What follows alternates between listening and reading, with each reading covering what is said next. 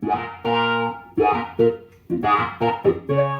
everybody, I just want to document the completion of the restoration of this beautiful Hohner Clavinet D6. This is actually not my clav. My clav is next in line, as you can see. This one belongs to Alan Zemaitis. Alan Zemaitis, who's a fantastic keyboard player based in Toronto. You can hear him with Bywater Call, which is this fantastic southern rock blues project based out of Toronto. So let's just talk about some of the work I did. So when this came to me, for some reason, some owner long past had stuffed the inside with fiberglass. So that might have been to try and get some kind of dampening going. But we just don't want fiberglass in the compartment areas of our instruments. It's a pain, yeah. So getting that removed safely was the first order of business. So let's think, where did I start? We started by refurbishing the keybed. So we took the whole keybed out. There's my keybed just for reference. And we wanted, first of all, just give the keys a nice good scrub. I don't know if you can tell on, so that's how dirty the keys tend to get over time. I mean, these keys are filthy. So getting the keys nice and squeaky clean was certainly a nice little superficial thing. But more importantly, we wanted to make sure the action was good and right. So a few things that involved. One is I changed all the bushings. And so the bushings are sort of the little rubber cushions, and they sort of guide the key down, make sure that the channel is nice and straight. So some of the keys were getting a little bit sluggish, which is a sign of an old bushing getting a bit swollen. And some of the keys were coming down a little bit too hard without much cushioning, because the bushings get hardened over time as well. So we changed the bushings. But another thing is that we had some really clacky black keys. That there was sort of a clacking noise when you played them. So upon closer inspection, it seemed that the plastic keycaps had actually become loose and removed from the metal key frame underneath. So using a needle and some super glue, I painstakingly re-glued all of these black plastic keycaps, so we have no more clacking, which is fantastic. So and then finally, the bushings and then the keys themselves, they're these key posts, these metal key posts. I mean, obviously you can't see them. They're sort of underneath the fronts of the keys where the bushings are going to go. And they can become bent over time and affect the level of the keys and the key dip. So we adjusted those to make sure that the keys are nice and level, and they're looking pretty good. So the overall action has been nicely restored. I kept the original key springs in there. They weren't, only if they're badly corroded over time, or if they've really lost their spring do they need to be replaced. And it didn't seem necessary on this one. Just in terms of the other bits of the clav, the main thing that often needs to be replaced are the hammer tips. And so the hammer tips are underneath the keys, and they actually, when you hit a key, the hammer tip effectively does a hammer-on to the string. Obviously that doesn't sound quite right, but that's the mechanism. The hammer tips, the original hammer tips will get like really gross. They sort of get gooey over time. Fortunately, Alan's clavinet had already had its hammer tips replaced. They might need another replacement, maybe 5-10 years down the line, but they were okay. This clav also has original strings because they're basically fine. The tone has darkened a little bit, but brand new strings would make it incredibly bright. And so that's not always desirable, and these strings seem to be doing the job nicely. One of the main tasks, and actually the main reason why this was brought in, was to get it denoised. And so there were two components to that. One of them is rebuilding the preamp. So the preamp, its components aren't really designed to last as long as this. The capacitors lose their rating over time, and there are now some new modern transistors which are a little bit less noisy.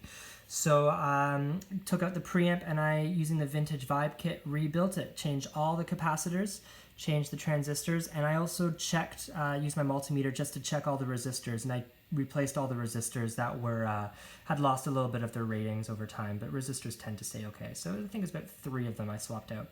That big silver thing at the back, that's the main Bayer transformer. You don't want to replace that if you've got a good working one. That's sort of the heart of the tone of the instrument. You want to keep the original one as much as possible.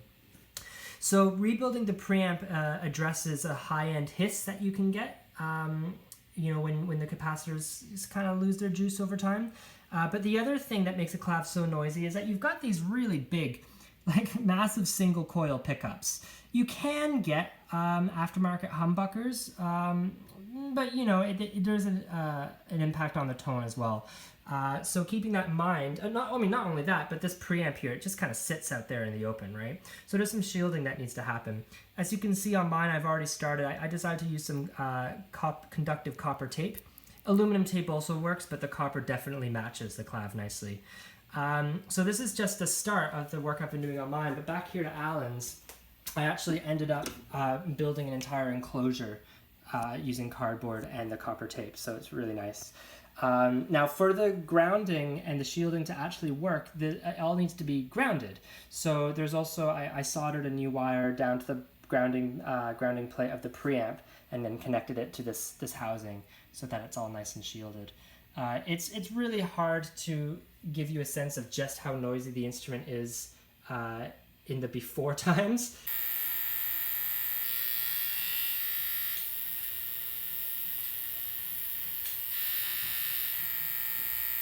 But this is so much quieter. So between the preamp rebuild and the shielding, we're pretty happy. This little tab here, this little cardboard pad, it's designed to make contact with this cardboard pad. The more shielding you add, you do get sort of these incremental improvements to the noise floor to get the instrument a bit quieter. But you know, they do drop off over time. I'm sure if I really painstakingly tried to do the whole thing, there might be some help, but the problem is with the clav is that you actually physically can't shield the whole thing just the way it's made. You can't make a solid shielded box out of it. But this one strip, when it makes contact, when you close the lid, you get a nice, pretty quiet instrument. So let me think. That's the preamp rebuild. Oh, and of course a necessary thing when you're maintaining a clav is these switches, the contacts get super dirty over time and the switches basically stop working. So using a fiberglass scratch brush and some deoxit, we eventually got the switches back to working order. What you want from your D6 is for when the EQ switches are all up and off, no sound at all, and then you get sort of four different areas of the EQ curve that you can sort of have independently or in some kind of combination. Or just all on. And then here are the pickup selectors, which I won't get into right now. Final thing I'll mention is that there are actually a couple preamp mods that you won't be able to see. But just there's a couple extra capacitors you can put in down on the underside of the preamp board, just a couple of bypasses just to get that noise down as much as possible.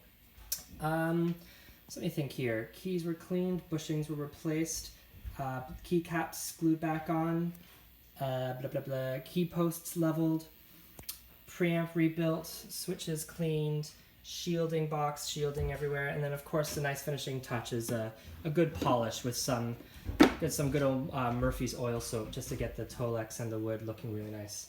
Yeah, so let's hear how this thing sounds. Let's see if I can get my phone over here. Great.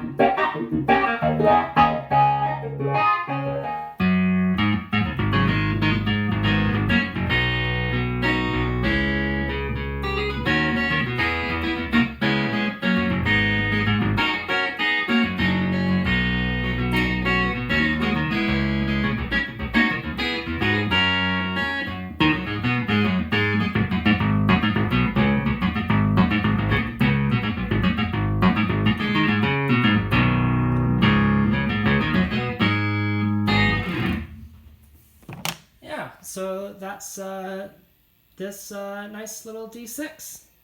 I do just want to mention as a footnote that rebuilding the preamp was the main heart of the project for me, and it involved me actually learning to solder. So here's my totally dirty soldering workshop, which I mean, let's face it, the real gem is the poster here, right? And also long live Ostropes. Yeah, so I got my soldering chops up. I used some practice kit projects so I could feel confident. Obviously, you don't want your first soldering attempts to be on a vintage instrument. That's no, don't do that. So I got a bunch of kits to figure it out, did a bunch of soldering practice, and then I started with my preamp.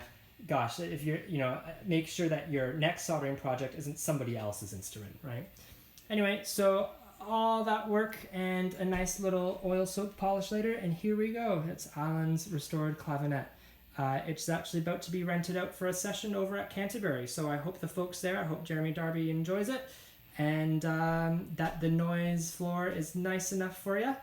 Trust me, these things are loud before you get that work done. So yeah, that's that.